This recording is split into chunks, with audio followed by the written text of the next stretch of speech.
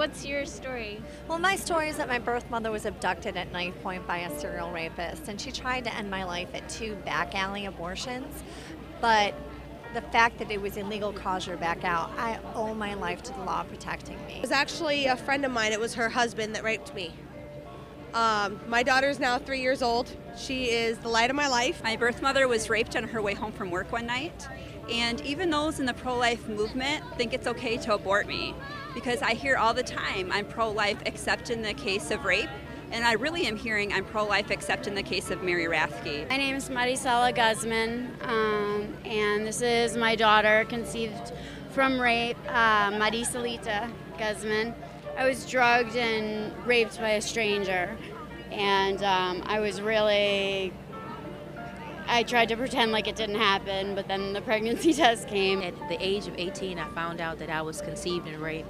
Up until that point, I didn't know that there was anything like that. In high school, I was actually pro-choice. And I used to write papers about that and a woman's right to choose. And then I found out about the truth of my own conception. My name's Dee Dee Gaither, and my mother was raped while being in an institution. She was a ward of the state. Do you think about your rapist when you see your child? No, I don't. I see myself. I see the joy of my life, little misattitude, but I don't look at my child as from a rapist. I look at her from God. Do I regret what happened? Yes, but was it also the greatest thing that happened to me?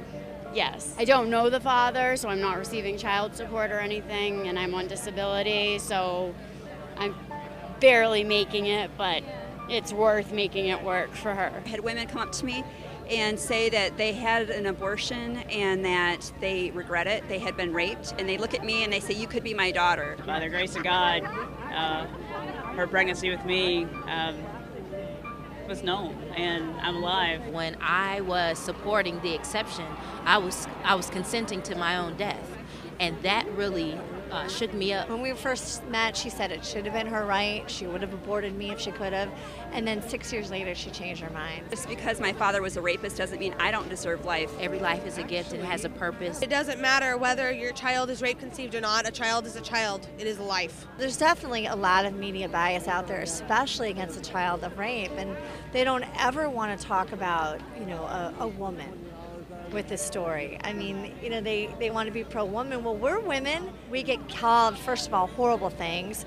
They never want to put a face to the issue. If we look at the message that's in society, it says that we are expendable. It is still hope after rape, and definitely after rape conception. And unfortunately, in our culture, we're not offering women that type of hope. Life should not be taken. Lives should be saved. And that's what I did, is I saved a life. I was so ashamed and devastated at 17, I really shut down and kept this secret for probably 25 years. I bought into the radical feminist lies of the 60s and the 70s and the sexual revolution, and before I knew it, I was in college and found myself pregnant. It took about 20, 30 years. You can never connect the dots. Why I have success, but yet something's wrong, nagging at me, haunting me. Even the pro-choice people that are screaming and yelling, they're in pain. I don't think there's such a thing as a positive abortion experience. Somebody who's been through it twice, only through the grace of God. That I started being truthful, and then I had to be truthful of what I had done.